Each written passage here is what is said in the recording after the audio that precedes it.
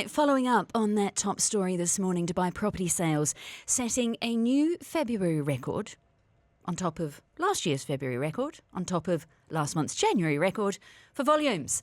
We are joined by the man who writes the report, crunches all the numbers. Johincke is the COO of Property Monitor. He's also the Director of Market Intelligence and Research for Cavendish Maxwell. Zhann, it's lovely to see you. Good morning. Likewise. Morning, Ramadan Kareem.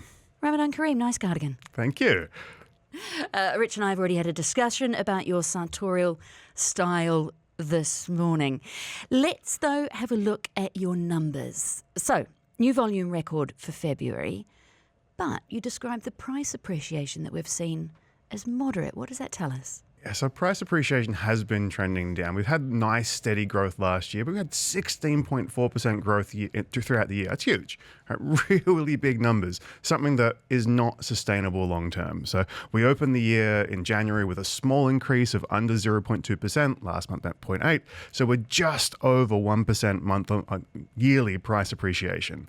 Our forecast is to see between 5 to 8, so it sits right in between that forecast, right? So we're trending right now to see 6% year. But the volume of sales is going hell for leather, right? If I didn't come on the show saying there was yet another record in Dubai, it would be odd. February was up, record month. About 12,000 transactions. Last year's February was also a record February at about 9,000. If we went back a year further, it was 6,000. So we've seen huge growth over those last couple of years. February is typically one of the busier months of the year as things start to ramp up.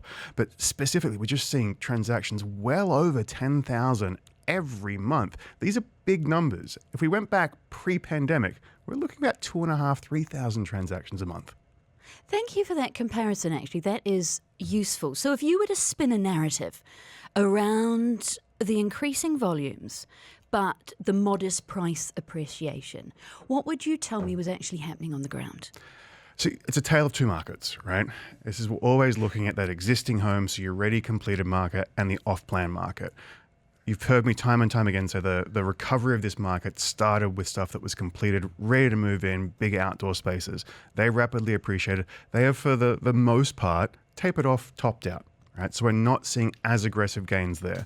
The off-plan market came in with competitive prices, almost to undercut some of that ready market in the beginning. Now we've seen some of that taper off as well, but keep growing. So you've got a lot of new launches coming on right now. So there's not as aggressive price appreciation in those because they want to stay competitive, right? Last year we saw almost a launch a day.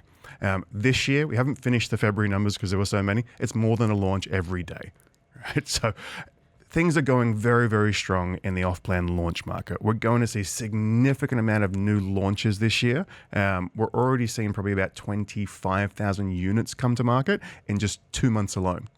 And I know that you have been digging into the off-plan market. We've had some discrepancies in the numbers before.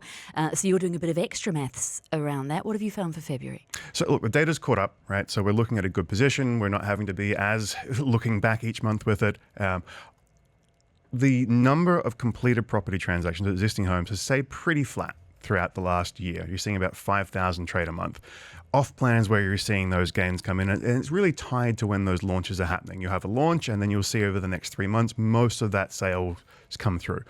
We're seeing that number creep up month after month after month. The percentage of market share is now shifted back into the dominance of off-plan, and it's going to be there for the considerable future. One of the interesting things in this report for me, you say with the off-plan property that's starting to mature, to hit the point that you could sell it if you wanted to, we're not seeing a huge amount of flipping. We're not, and thankfully, and we don't want to, those off-plan resales or those flippings, which can sometimes be speculative activity, most of those sales are still within 12 months of handover. So it's someone that's had that property, they've purchased it, they've probably got 50, 60, 70% into it now. They're just selling that on in that last year before handover. If we start seeing it where someone's buying and then selling 6, 12 months in with still a couple of years to go in that's speculative activity, trying to make quick money. That's a very dangerous plan. With the amount of launches coming and new inventory that's going to be there, it's going to be even more dangerous and something I'd avoid people to really proceed with caution with if that's your objective. Well, while we are talking about off-plan, as you note, we're set to get a number of new master communities. We knew about the 2 that were coming from EMA, but you say there's 3. What's the third? So there's 3. I'm going to I'm not jumping the gun too much. They've put some stuff out loosely around it. So you had Emaar do two right near each other, just around the Oasis and DIP. On the same huge plot that Emaar has one of theirs coming in, you have Etihad Rail that cuts through that. On that cut through, the other side of that, Damac's going to be doing a new launch. How big, do we know? It is... By which I mean, do you know? Yeah, a square footage off my head, can't remember. I think it's about half the size of what Damac Lagoons is looking at. I'm doing it visually right now, not with the exact numbers. Don't know the makeup of it yet. It's more than likely going to be mixed between multifamily and single family, so apartment buildings, villas and townhouses. And it's right where that Etihad Rail cuts through there, along that 611 corridor. So all three of those projects roughly in the same direction. What does that do to the shape of Dubai? So we're looking at urban sprawl, where I'm actually a little surprised with some of it. We knew there was going to be some more along 611. I thought the Al Qudra corridor, so out past Nashama, Cherrywoods and those areas, would be the next to see more happen there. It hasn't. So now we're pushing more towards, the southwest sections of Dubai, towards Abu Dhabi along that 611 corridor. There's some great plots out there. This is where the Arabian Water Canal was going to be originally. So those plots now are being, repurposed and different communities coming in. I think you're going to see more. We're really tracking land sales. There haven't been any big ones in the last 2 months other than the ones that have been launched, but expect more to come. And then that will eventually swing back around through Dubai South, the backside of that where you've got Emaar South, and probably come right up to where you've got Palm Jebel Ali. So I expect over the next decade, that will be the main area of new Dubai expansion. One of the things that you note is that the new master communities coming in is going to add more villa and townhouse stock, badly needed at the moment. Is it though? Because the Emaar pair are very high end. Does something at that price point really actually alleviate pressure for the average person buying? No. Sorry to cut you off, but no. It will add to, there is definitely demand in the segment that they're building for. They are very smart. They've done their research with it. What's needed is more in that mid to upper mid market in the villa and townhouse segment, which we could see in other areas that come around there as well, maybe a little further towards the Abu Dhabi border. But it's very much needed. About 15% of projects that were launched last year and the year before were for that single family market.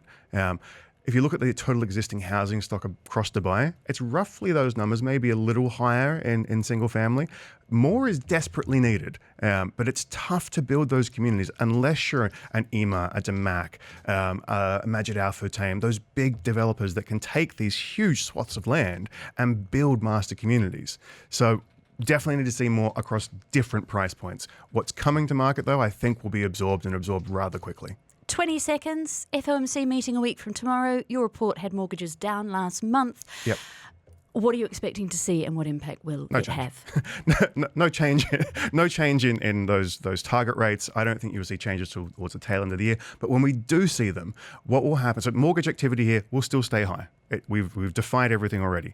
When they change and when we see probably a 75 to 100 basis point drop, you're going to see a big spike in refinance activity. Those people that were at higher rates, they probably had them for a year and a half, they will lock in. That will be the magic number, about 75, 100 basis points spike in mortgage activity going forward.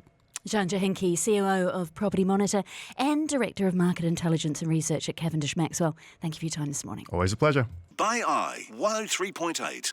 Join the conversation.